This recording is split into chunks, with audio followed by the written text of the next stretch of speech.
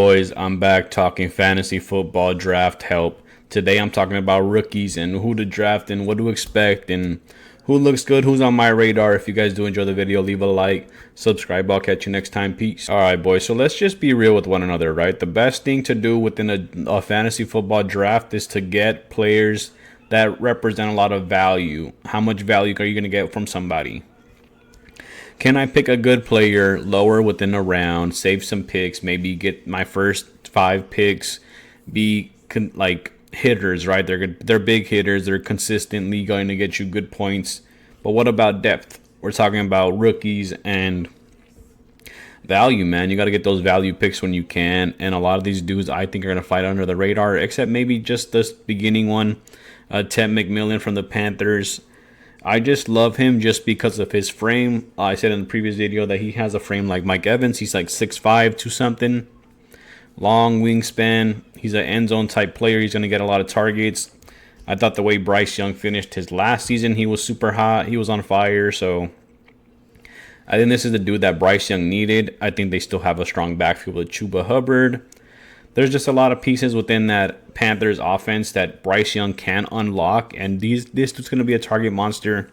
I love him. 4th to 6th round. I mean, one of my favorite rookies. Next up, I have an underrated one maybe. I think that a lot of people are not. This guy's going to be super sleeper in my opinion just because of the Rams having Tyler Higbee and Tyler Higbee being such a pivotal aspect within that run game and pass game. I think Tyler Higbee obviously has had so many issues with injuries like most tight ends do.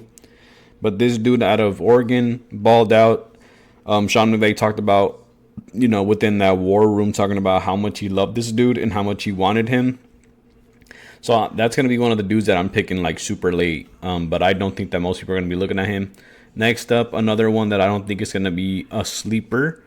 But to me, obviously, with people's main concern with drafting Packers wide receivers, that they have so many, you never know what you're going to get. They're the most inconsistent wide receiver room within the teams out of any 32 teams.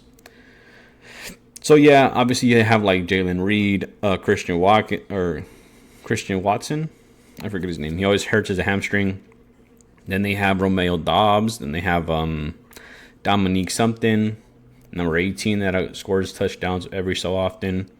So it's a tough wide receiver room to compete in there with, but I think this rookie, man, Matthew Golden, he's going to have his moments.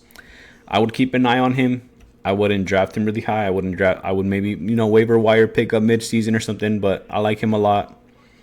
Next up, an obvious one, Omarion Hampton. Chargers picked him really high in the draft, so obviously people are going to have their eyes on him. The only reason I have him on the list is because I think that he's going to have more value than people think. Obviously, it's tough because he's sharing a backfield with Najee Harris. Najee Harris being the most consistent running back within the last 5 years. I think the only problem Najee has ever had within these last 5 years in terms of injuries was one time he had a hamstring. Then he had like a foot injury, like a Lee Frank injury, something like that. A very specific injury, but he was hurt.